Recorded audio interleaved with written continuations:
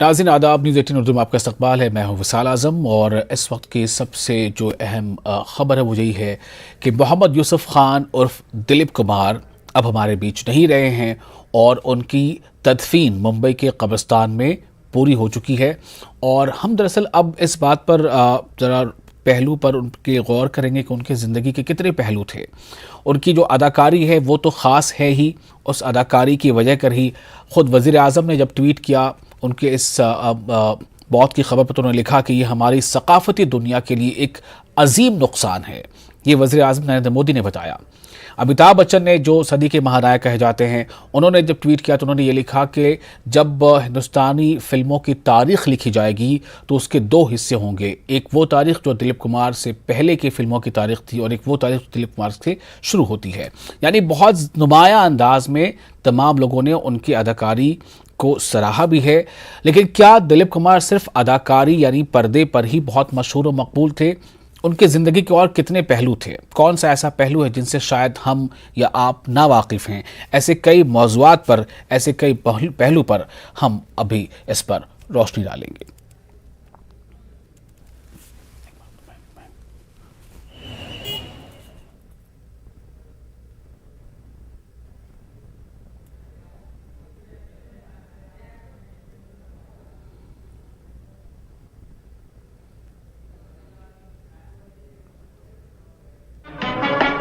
जिंदगी के मेले, ये जिंदगी के मेले, दुनिया में कम न होंगे, अफसोस हम न होंगे।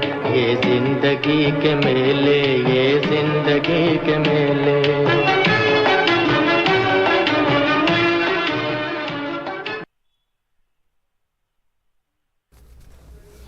और इस वक्त नाज़रीन आपको बता दें कि मोहम्मद यूसुफ खान यानी दिलीप कुमार की ज़िंदगी के कई पहलू पर बातचीत करने के लिए हमारे साथ कुछ ख़ास मेहमान हैं।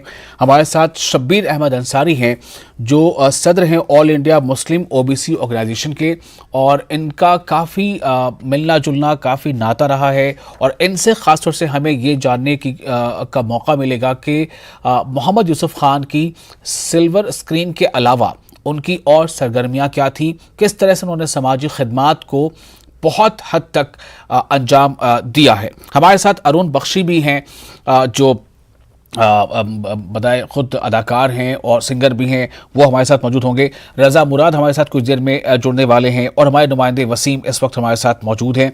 आप तमाम लोगों का बहुत बहुत शुक्रिया। इससे पहले कि मैं आप लोगों के पास आऊँ, मैं सिर्फ ये चाहूँगा पहले कि अरुण बख्शी साहब, पहली बार जैसे ही आपको ये खबर मिली तो आपके दिल में क्या बात आई? यानी कि इस पुरमलाल, इस गमनाक खबर पर अरुण बख्शी क्या कहते हैं? सर, आज सवेरे ही पता चला, आई वॉज स्लीपिंग जी, तो फोन आया। उसके बाद उन्होंने बोलना शुरू किया। उन्होंने एक ही लाइन बोली और मेरा रोना छूट गया सर। मेरा रोना छूट गया और मैं सिसक सिसक कर रोया। एक चैनल की तरफ से एक कॉल आया था, फोन चाहिए था उनको, क्योंकि मुझे ऐसा लगा मैं अनाथ हो गया हूँ। मेरे बड़े पापा जो है उनकी डेथ हो गई। वो सर के ऊपर थे तो ऐसा लगता था कि एक बड़ा है सर के ऊपर। 70 साल से 75 साल से जो हिंदुस्तान की फिल्म इंडस्ट्री है वो जी इन्हीं के चारों तरफ घूम रही है, जिनका नाम दिलीप साहब है। हर कोई बड़ा डायरेक्टर, नया डायरेक्टर, बहुत पुराना डायरेक्टर, उसकी जिंदगी का मकसद एक ही था कि मुझे दिलीप साहब के साथ काम करना है। सच ए ह्यूज टैलेंट। और वो सारी जनरेशन के पापा थे, बड़े पापा थे, और बहुत सारी जनरेशन उनसे मुतासिर हुई हैं।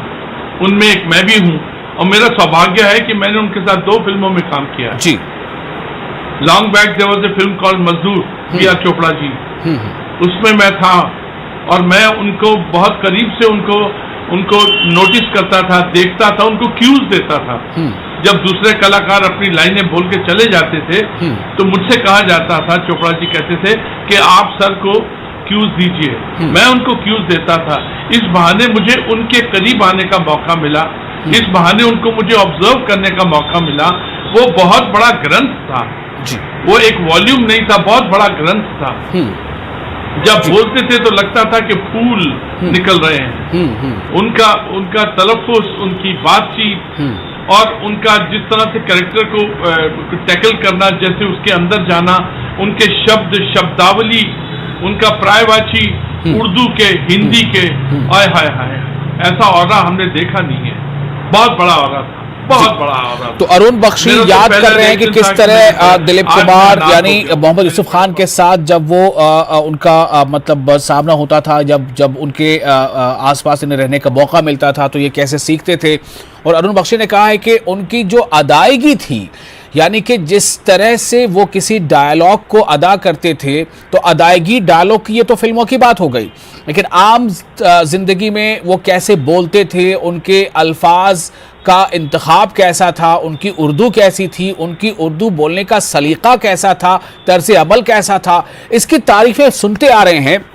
अब मैं शब्बीर साहब आपके पास आऊंगा, लेकिन उससे कबल चूंकि यहां पर बात उनके बोलने की आई है, तो उनका जो अंदाज़े शायरी है, यानी दिलीप कुमार ने शायरी की या नहीं की, लेकिन शेर को पढ़कर सुनाया जरूर। तो दिलीप कुमार यानी मोहम्मद यूसुफ खान का जो अंदाज़े शायरी है वो आपको जरा सुनाना चाहता हूं, ताकि उससे इस बात की सदाकत हो जाए जो अरुण बख्शी अभी कह रहे हैं। सुनिए, एक बड़ा छोटा सा क्लिप है जो आपको मैं दिखाना चाहता हूं। अंदाज़े शायरी दिलीप कुमार। कैफियत तकरीबन ऐसी है कि सुकून दिल के लिए कुछ तो एहतमाम करूं, और ज़रा नज़र जो मिले फिर उन्हें सलाम करूं।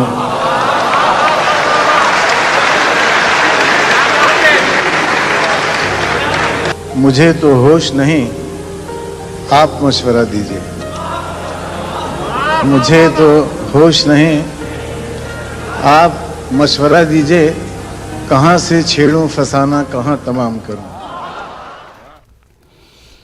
तो ये थी एक झलकी मोहम्मद यूसुफ खान उर्फ दिलीप कुमार की कि मुझे तो होश नहीं, आप मशवरा दीजिए, कहाँ से छेड़ूं फसाना, कहाँ तमाम करूं। लेकिन ज़िंदगी भी जो है उसकी एक इब्तिदा होती है, उसकी एक इंतहा होती है, और कहीं से वो शुरू होती है, कहीं पर जाकर वो इख्तिताम को पहुंचती है। यूसुफ खान की ज़िंदगी भी अब जो है हमारे बीच नहीं है, वो उनकी वफ़ात हो चुकी है और अब से कुछ देर कबल तदफीन का अमल भी पूरा हो चुका है। मैं थोड़ी जानकारी लेना चाहूँगा, वसीम हमारे नुमाइंदे हमारे साथ मौजूद हैं। वसीम, क्या तदफीन के बाद जो कब्रिस्तान के बाहर काफ़ी बड़ी तादाद में लोग जमा थे, इस वक्त क्या सूरत हाल है? क्या और भी कोई बड़े चेहरे वहाँ मौजूद हैं या आए हैं आखिरी सलाम और आखिरी खिराज के लिए? वसीम।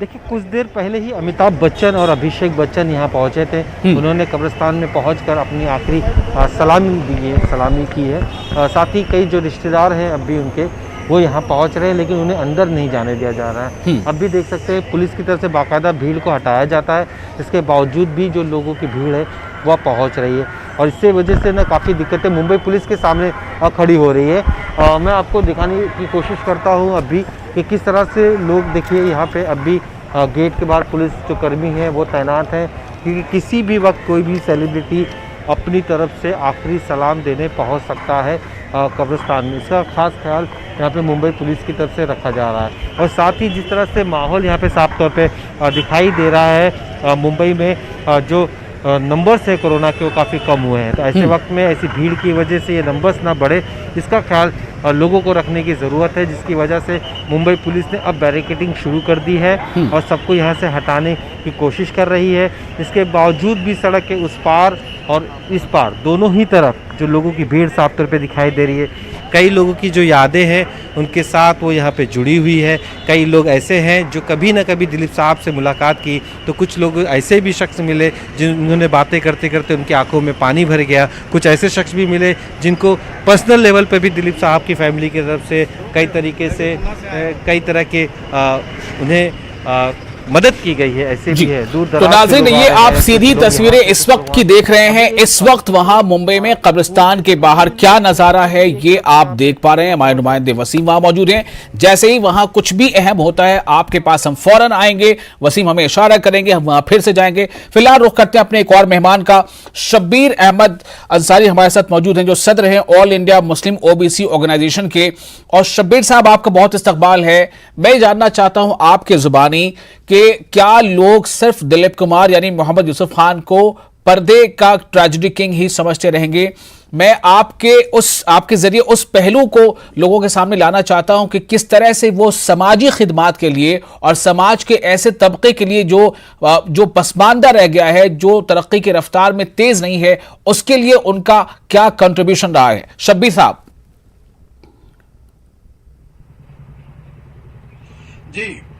मेरी जो तहरीक है all India Muslim OBC organisations, ये 1978 से काम कर रही है हिंदुस्तान में।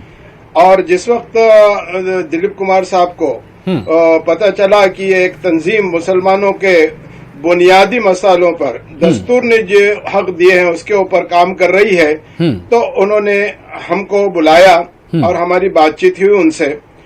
काफी मेरे बारे में मुखालिफत हो रही थी, जो मैं पसमानदाओं के लिए काम कर रहा था और इस तहरीक को बहुत नुकसान पहुंचाने की कोशिश की जा रही थी। उस वक्त दिलीप कुमार साहब ने मुझे बुलाया। पहले हमारी बातचीत हुई तो वो भी तैयार नहीं हुए। उन्होंने कहा नहीं, ये बहुत गलत काम हो रहा है, ये नीच ऊंच वाली बातें इस्लाम में नहीं है, इस्लाम ने तो मसावत दी, फिर तुम ये कैसा काम कर रहे हैं। पहली सीटिंग हुई एक दिन, फिर नहीं, दूसरे दिन हुआ, और तीसरे दिन जब मैं उनके पास गया और सारी बातें हकीकत उनको बतलाना शुरू की और उनको कहा कि साहब देखिए, मैं जो काम कर रहा हूँ वो ना इस्लाम के खिलाफ है ना मुसलमानों के खिलाफ वाली है। दस्तूर ने ये हमको हक दिया है, जिस तरीके से हमारे हिंदू भाई पसमानदा है और फायदा ले रहे हैं, मुसलमानों को भी उसका हक पहुंचता है। वो बोले कैसे?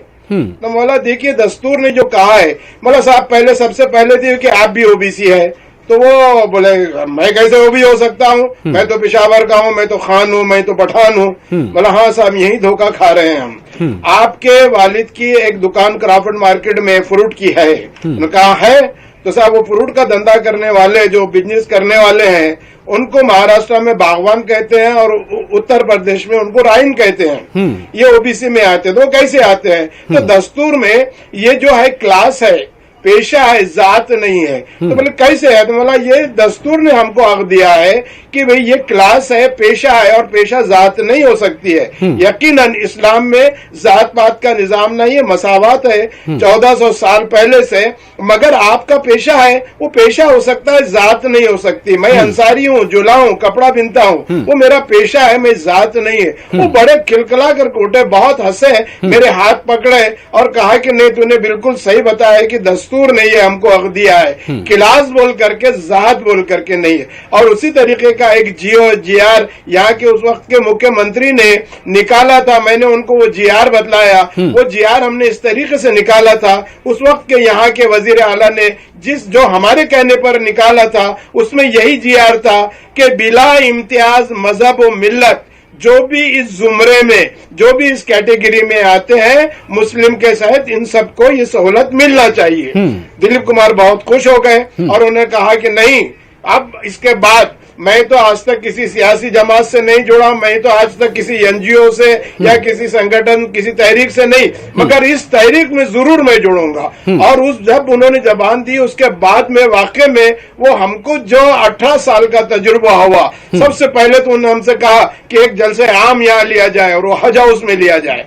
हमने पहला प्रोग्राम बम्बई में 8 जनवरी 1995 को हज हाउस में लिया। उस वक्त के वजीर थे सुभाष खान साहब और रामविलास पासवान, वो भी उस जलसे में हाजिर थे और उन्होंने बड़ी ताकत से कहा कि ये जो लड़का काम कर रहा है, ये हकीकत में मुसलमानों के बुनियादी मसाइलों को लेके कर रहा है, जहां हर चीज यहाँ मुहैया है, ओबीसी बोल करके अदर बैकवर्ड क्लास में से मिल रही है। इसके लिए इसकी तंजीम को मजबूत करना चाहिए। ठीक है शब्बीर साहब, मैं आपसे अभी और बातें करूंगा। मैं थोड़ा सा आपको रोकना चाहता हूं और खास तौर से मैं अगली बार फिर से आपके पास जब आऊंगा तो मैं चाहूंगा कि दिलीप साहब ने आपके लिए किया क्या, और ऐसे समाज के ऐसे तबके के लिए जो तरक्की की रेस में पिछड़ गया है उसके लिए उनकी खिदमात क्या रही? चूंकि वक्त हमारे पास कम रहता है तो थोड़ा कोशिश कीजिएगा कि उसे आप कम अल्फाज में बता सकें।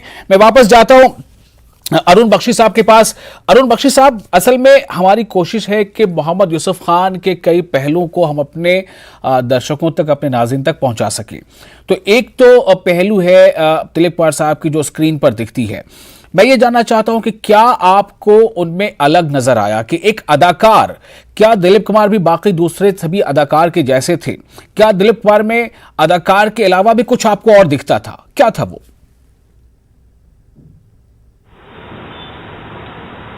देखिए, अगर आप गौर से देखें तो राज कपूर साहब ने अपना जो करियर था वो इंस्पायर हुए एक कलाकार से जिसको चार्ली चैपलिन कहते हैं। अगर देव साहब को देखें तो वो मकैना गोल्ड के जो हीरो थे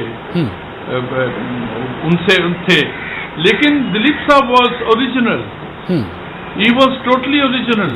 उनका फोटे जो था, वो जो फोटे था वो तलफ्फुज था, वो लैंग्वेज थी, वो इतनी शीरीनियत थी उनकी लैंग्वेज में। आदमी कहता है क्या बात है, आदमी सुनता रहे, कान उस तरफ लगे रहे और आंखें उनकी जो परफॉर्मेंस है उनको देखती रहे। He was a purity in rarity, एक रेयर कैरेक्टर थे जो कि देखिए कुछ तो कशिश होगी कि जो 1945 या 46 में ज्वार भाटा रिलीज हुई, तब से लेके आज उनके जाने के बाद भी स्टेट फ्यूनरल मिल रहा है उनको, स्टेट फ्यूनरल मिल रहा है। पूरी जनरेशन 50 की, 60 की, 70 की, 80 की, 90 की, ये जितने दशक हैं और मिलेनियम के बाद की, अमिताभ बच्चन ने अच्छा बोला है, बोले एक टाइम ये आएगा कि जब लोग ये कहेंगे या तो लोग दिलीप साहब से पहले थे या दिलीप साहब के बाद। दिलीप साहब इज अ कॉमन फैक्टर। जी, आगे इसी बात पर दिलीप कुमार यानी मोहम्मद यूसुफ खान के फिल्मों के कुछ डायलॉग्स हमारे पास हैं, वो मैं चाहता हूं कि नाजरीन सुने ताकि उनकी कुछ यादें ताज़ा हो जाएं। चूंकि ये कई लोगों ने कहा है कि अब यादों में मोहम्मद यूसुफ खान, अब यादों में दिलीप कुमार। तो दिलीप कुमार के डायलॉग्स जो है आपको हम दिखाते हैं, सुनाते। मैं मुजरिम हूं, लेकिन आपका मुजरिम नहीं। मुजरिम हूं मैं अपनी मातृभूमि का, इस देश की सरजमीन का मुजरिम हूं, जिसका जर्रा जर्रा मेरे ज़मीर को ललकारता है। कहता है धिक्कार है तुम पर सांगात, धिक्कार है तुम अब तक विदेशी भेड़ियों को इस देश से बाहर नहीं निकाल सके। लेकिन ये खेल जो तुम मेरे साथ खेल रहे हो, ये हजारों साल पुराना खेल है, और इस खेल में एक से एक चालाक और खतरनाक आदमी भरे पड़े हैं इस दुनिया में, जो खेल खेल में सामने वाले की जान तक निकाल लेते हैं। हाँ तो दिखा अपनी उड़ान अब, जो खड़ा तू और जो खड़ा मैं, और जरा बीच में पिस्तौल। उठाए पिस्तौल और चला गोली मुझ पर, निकाल ले तो अपने दिल के अरमान। कौन कमबख्त है जो बर्दाश्त करने के लिए पीता है? मैं तो पीता हूं कि बस सांस ले सकूं। जिंदगी का रास्ता चाहे कितना ही दुश्वार सही, कठिन सही, मंजिल दूर सही, लेकिन नेक इंसान जो है वो सीधी राह चलेगा, क्योंकि यही है इंसानियत का सिद्धांत। यही वो बात थी जो उनके फिल्मों के जरिए से जो पैगाम लोगों ने हासिल किया है। ऐसा लगता नहीं था, लोग जाते थे शायद 2 घंटे, 2.5 घंटे, 3 घंटे के फिल्म के लिए और एक एंटरटेनमेंट के लिए एक, लेकिन वहां से जो पैगाम लेकर आते थे तो ऐसा लगता था कि हमने तो एक ऐसा सबक सीख लिया है जो शायद हमने कई महीनों तक क्लासरूम में भी नहीं सीखा हो। तो ये खास बात थी। अरुण बख्शी साहब, इनके डायलॉग डिलीवरी कैसे अलग थी दूसरों से, थोड़ा इस पर आपसे कमेंट चाहूंगा, फिर मैं जाऊंगा शब्बीर साहब के पास। जी, उनके तो बहुत सारे डायलॉग जो है, उसकी जो सुर ताल थी, राम और श्याम का देखिए ना वो डायलॉग क्या था, वाह वाह वाह, क्या लाइन थी वो। ना तो कुछ कहते बनता है, ना कुछ करते बनता है, ना जानबूझ क्या कुछ हो जाता है, दिमाग शल सा हो जाता है गजेंद्र बाबू। वो कितनी कमाल की लाइन थी। अभी तक दिल पे एकदम से छपी हुई है। और वो जब डायलॉग बोलते थे तो लगता था सच बोल रहे हैं, वो सच बोल रहे हैं। अभी आपने जितने भी डायलॉग सुनाए वो क्रांति के डायलॉग आज भी रोंगटे खड़े होते हैं। लिखने वाले ने मनोज कुमार जी जो उसके डायरेक्टर थे, और मैं आपको बताऊं इसके रेडियो प्रोग्राम हमने किए थे अमीन सयानी साहब के साथ में। जी जी, ये क्रांति की उस वक्त मैं रेडियो करता था, और उनकी लाइन्स जो थी वो ऐसा लगता था सच बोल रहे हैं, और वो देशभक्ति से भरपूर लाइनें थी जो कि हिंदुस्तान के डीएनए में गई है स्ट्रेट अवे। लोग उसके ऊपर अमल करते हैं क्योंकि उनमें सच्चाई थी, क्योंकि वो दिल था, वो दिल से ये काम करते थे। कम फिल्में की हैं, लेकिन कम फिल्मों में भी उनकी कन्विक्शन, उनका जो भी एग्जीक्यूशन था, it used to be fantastic. बिल्कुल, पूरे क्लास के जितने भी कलाकार हैं, चाहे वो अमिताभ बच्चन है, वहां से लेके नीचे तक कितने भी कलाकार, उसमें मेरा भी शुमार है। हमको जब भी प्रॉब्लम आती है किसी सीन में, हम ध्यान करते हैं दिलीप साहब का, बिल्कुल अच्छी तरह से उस सीन में से निकल जाते हैं। ये उस महान आत्मा को कॉम्प्लीमेंट है, और ये सिलसिला सदियों तक चलता रहेगा जी, क्योंकि इतनी अच्छी परफॉर्मेंस, सच्ची परफॉर्मेंस, इतनी इन्वॉल्वमेंट हमने देखा है उनको जी। ऊटी में I was there for 40 days with him in Aag Ka दरिया, जो कभी रिलीज नहीं हुई। हमने उनका एग्जीक्यूशन देखा है, खड़े होकर देखते थे, उनको क्यूज देते थे, और फिर वो हमको जब लाइटिंग होती थी उसमें 15-20 मिनट, आधा घंटा जाता था, वो हमको एक्टिंग के ऊपर टिप्स देते थे जी। टिप्स में ये होता था, देखिए ये मैं एक लाइन बोलने वाला हूँ, टिप्स में ये होता था कि काका हुण तो अनुना लाइन बोलनी आ गई है, हुण तुसी नक्काशियां शुरू कर दो। क्या खूबसूरत वर्ड है, नक्काशियां शुरू कर दो, मतलब डिटेल वर्क शुरू कर दो। वही कर रहे हैं, वही नक्काशी हो रही है। हाथ कहाँ लेके जाना है, कितना बात करना है, कहाँ आंख झुकेगी, ये मैथमेटिक्स उन्होंने हमको सिखाया और जनरेशन को सिखाया। क्या मनोज कुमार जी, क्या राजेंद्र कुमार जी, क्या अमिताभ बच्चन जी, ये सब लोग उनके बच्चा लोग हैं। जी जी। अरुण साहब, मैं आपको थोड़ा रोकना चाहूंगा। वसीम, क्या आपके पास कुछ बताने के लिए है? वहां कुछ ऐसी चीज हो रही है जो इस वक्त हमें अपने नाज़रीन को बताना चाहिए? वसीम हमारे नुमाइंदे हैं जो इस वक्त मुंबई में उस कब्रिस्तान के पास मौजूद है जहां अब से कुछ देर कबल, यानी जो वक्त मुकर्रर था उससे थोड़े कबल ही, यानी 4:20 या 25 मिनट के करीब जो है उनकी तदफीन शुरू हो चुकी थी, जो अब मुकम्मल भी हो गई है। वसीम,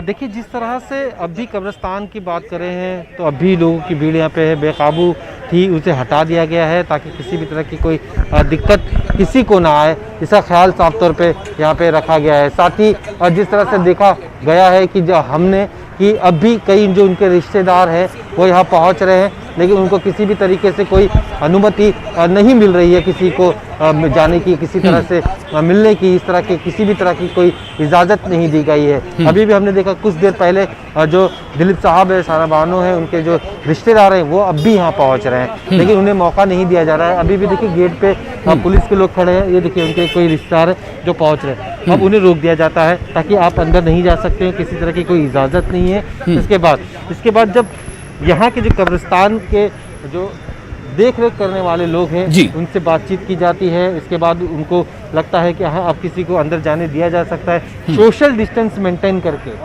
तो उन्हें यहाँ पे जाने दिया जाता है। दिलीप साहब को याद करने वालों की कमी नहीं है। एक शख्स है जो यहाँ पे हमारे साथ जो दिलीप साहब की आवाज़ निकालते हैं, दिलीप साहब की आवाज़ निकालते हैं, हम उनसे दिलीप साहब की आवाज़ में आप दिलीप साहब की आवाज़ में आप उन्हें किस तरह से श्रद्धांजलि?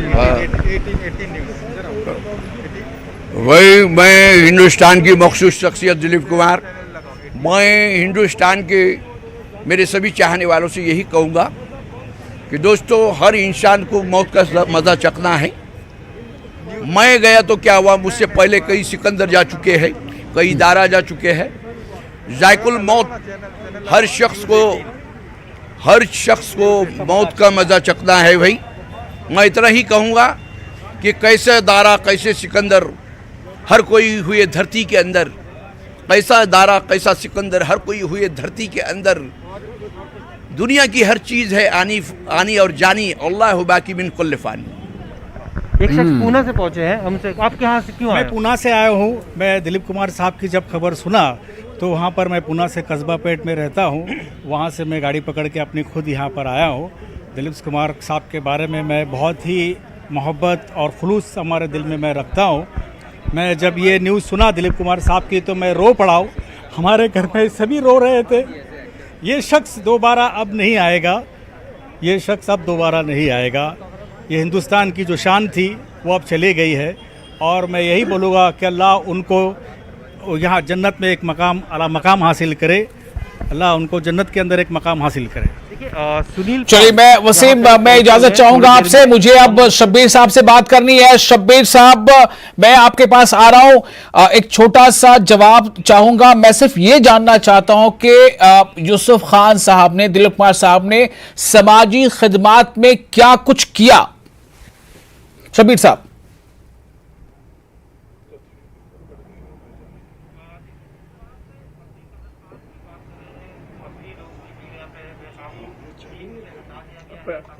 जी,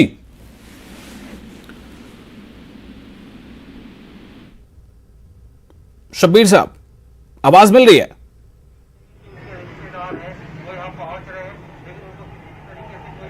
शब्बीर साहब, आप जो है मोबाइल या टेलीविजन पर इसे ना देखें। आप अगर मेरी बात सुन पा रहे हो तो जवाब दीजिए जल्दी से जरा।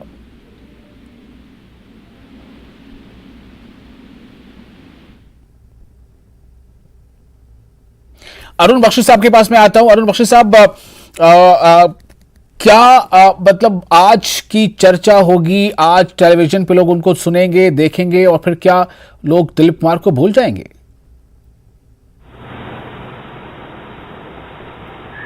नहीं सर जी,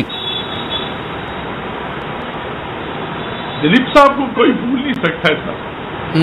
वो इतना बड़ा ऑरा था, he was a huge aura, larger than life, larger than life।